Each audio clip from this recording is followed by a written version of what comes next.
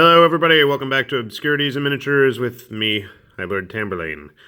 So today we're going to show off some of my weekly painting progress because I've got too many unpainted models laying around and nobody else is going to paint them for me, so who else to do it but me? This is basically my way of cataloging to make sure that I am actually getting through that never-ending, ever-growing pile of shame. So this week, I gotta say, was somewhat productive for once, and I don't know what the reasoning was, it just seemed like that's how it went. So, as I drop things everywhere in sight, we got a couple of Wild West Exodus generic plastic grunt guys finished off. Let's see if we can zoom them in. Not the most exciting of sculpts, not the greatest facial features painted on, but they're done, and that's what counts. So you can get a size scale there. These are part of their plastics. Nice figures overall. And let's see, sticking with that weird West theme. I don't know if this guy showed up before. This is one of the crew members from the Parker Barrows crew from Malifaux. He's just an interesting looking guy. Cigar, goggles, goatee, top hat, big gun. Red cape. Red capes are always cool. And to go along with them, let's see here. We got two other Malifaux figures. A Victoria and a Victoria. Now, funny story here. This is the correct Victoria sculpt. So, it's an okay paint job. This is the alt mod. Oh, darn it. I got some white paint there, but that's easily fixed. So, anyway, they're supposed to be twins and all. And for whatever reason, they're supposed to be two different sculpts. Well, they sent me two of the same body. And this is an older model, and naturally it's out of production. So I had the correct hands and sword scabbards for the Victoria with the blades. Victoria of Blood, I think is her name. But so basically what I did was I filed down the hand on the hip there, and I trimmed up the spot where the gun connects to her other arm, filled in the gap on the back where that scabbard's supposed to go, and then cut down the hands and ended up gluing the katanas on her. So they do look somewhat similar because they are the same figure, but in the end they came out okay. I think she gives me a bit of a Dante vibe from Devil May Cry 3 with the red coat and the greenish gray pants, but you know, that's probably intentional on my part. All right, let's see what else we got here. Let's grab some more plastics first. So, plastic figure. This is one of the Godsworn Hunt figures from Warhammer Underworld. This is the Chaos, not Chaos, well, used to be the Chaos Marauder type guys. These are the Dark Oath Barbarians, and this is just a really quick paint job. But he's the first one done, and as of right now, the only one done. Let's get it zoomed down a little bit. And let's see, I have the original Warwind sculpt from Dark Age. So I like his cockiness as he stands there, but the problem is this dude is as flat as a board. He is so flat, like gravity-defyingly flat. I don't know what the deal is there. And the cape just sticks out straight. I mean, I tried playing with it. There's a bit of green stuff in there, not that you can see it.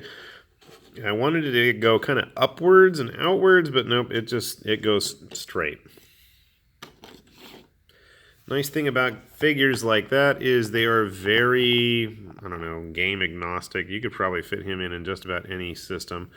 We're going to have to zoom it out a little bit now. Speaking of Dark Age, let's grab another Dark Age figure. This is Scars, who coincidentally ended up looking a bit like Raziel from the Soul Reaver games. I think it's the blue skin. Scars here is supposed to be a cool Kani or cool whatever, the Aztec space dudes from the Dark Age game, with a submachine gun and traditional looking war club. Let's see if I can get it closer.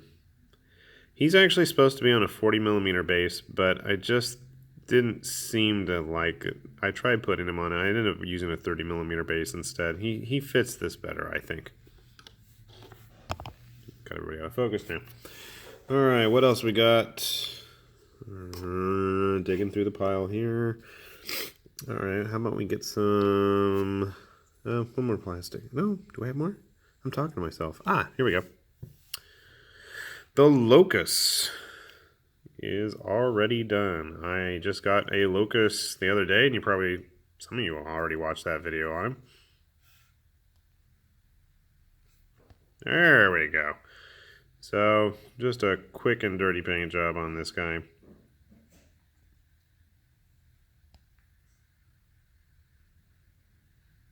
A little bit of highlighting. I need to dust him off already. He fell off my paint stand outside. It's okay. I really like that figure. And along with him, going on the sword theme, we've got another North Star Samurai from their Koryu Buntai set for their Ronin game. I believe these were sculpted by Steve Soleil, who is the guy behind Lucid Eye Miniatures, Productions, whatever. I mean, they're okay. And when I think of samurai, I think of guys in big heavy armor. But they'll be fun to add to the pile. I guess speaking of samurai, I got a Rising Suns guy. Now, I know there's all this gray on it. It just doesn't look very good on the camera. I was trying to do some dry brushing there on his cloak, and it just, I'm probably going to go back and clean it up. I don't like how it looks. And I somehow managed to get little white specks on him. Cool. I like this figure, and I think he came out okay. This is my Tengu cosplayer, I guess. Set him down. And let's see here. Grab some of my medals. So this is one of the Tharn twins, Brigid and Call. This is Brigid. Call is her brother, who's all roided out like a typical Tharn. So she's very colorful and detailed. She's probably going to get used in Paleo Diet at some point. She's also pretty big. And along with her, another Tharn. This is the Bloodweaver Haruspex. It's a very interesting sculpt in terms of its movement and posability, and its pose, I should say, not posability. Hard to get a good picture of her. Anyway, she's dancing around, banging on a drum. And then, oh, here's something new. Here is a Kingfisher from Oathsworn's, Burrows, and Badgers line. I really like this guy. And I had to go do some reference for how a Kingfisher is actually supposed to look. But I think he came out pretty cool. I like the little spots on him. They are supposed to have those speckles. From what it seems online, you can see his little pouches and his sword. I don't know how he's going to hold that sword, but, you know, I'm not a bird, and I'm not the sculptor. So I'll let them all figure that out. But, you know, even for a little bit of a flat figure, he's very cool. It actually makes me more excited about painting some of my other Oathsworn figures, so we'll get them going soon. And then, I think this is the last random. Here is a Werewolf Packmaster. This is a resin figure from Shadows of Brimstone. Overall, not a really complicated figure, and not a really complicated paint job. I just kind of rushed through it because I wanted to get him done. I think he looks okay. His big pinky albino skin.